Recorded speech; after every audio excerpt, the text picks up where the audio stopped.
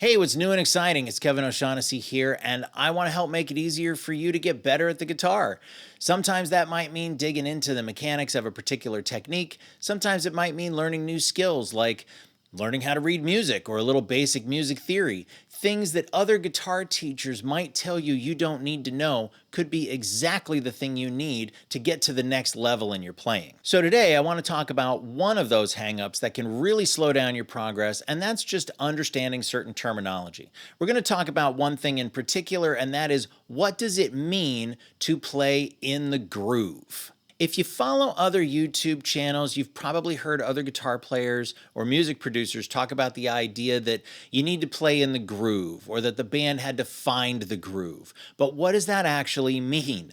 It's the kind of term that's used so often we sort of know what it means, but nobody really has a clear definition. Now, I always like to come up with some sort of an understanding, some sort of a definition for terms like this, because they're used kind of metaphorically to talk about characteristics of music. But if we can define them, then we can practice them and we can improve our playing. Now, before we get into my definition of what it means to play in the groove, I want to let you know that I have a free guide to sitting with the guitar. The link is in the description below.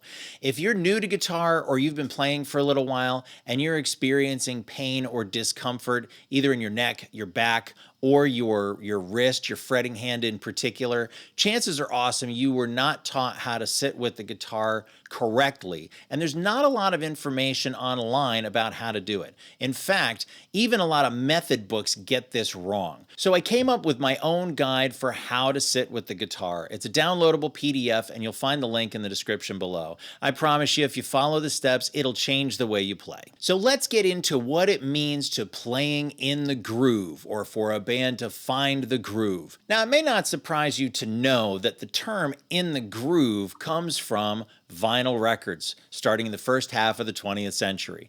If a record that was pressed was in the groove, then that meant it played smoothly without any skips and created a good experience for the listener. Over time, musicians began to adopt this phrase and use it to describe that magical alignment of rhythm and time and feel with the band. When everybody was hitting the same beat at the same time with the right note and the same articulations, there was a magic that happened, and they would say that that was in the groove.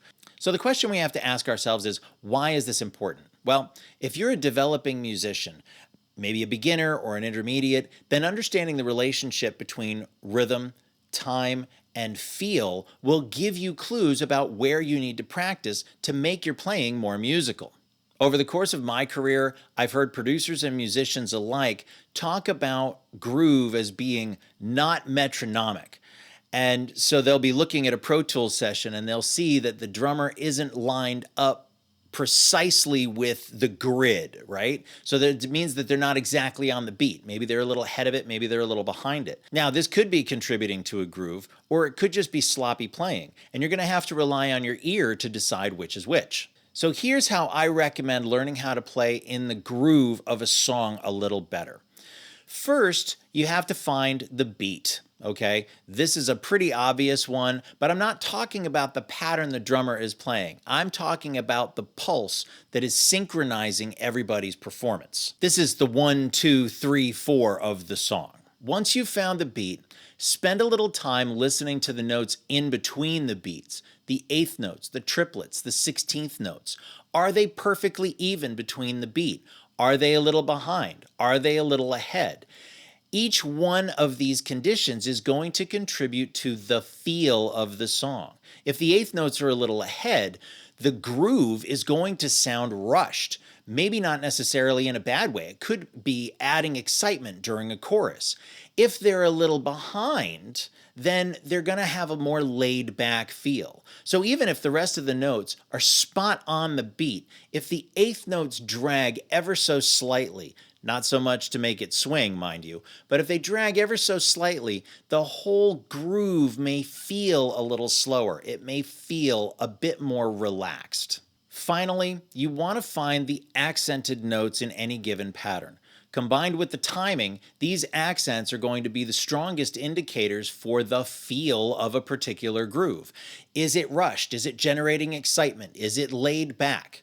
Is it mellow? Is it aggressive? These things are determined by the timing of the individual notes within the beat and the accented and unaccented notes within the pattern as a whole. So listen for these three elements: the beat, the timing of the notes between the beats, and the accented and unaccented notes within the rhythm patterns, and you'll begin to develop an idea of what it is to play in the groove. When you and your band can hit the same beat at the same time with the right note and the right articulation, you will be playing in the groove. The feeling of playing in the groove is that no matter what happens, that rhythm pattern, that phrase, that section of the song just cannot do anything but move forward. It can't crash, it can't break down. Just like a needle running through the grooves on a record, your music is going to continue from start to finish, and it is amazing. So I hope that helps. Question of the day: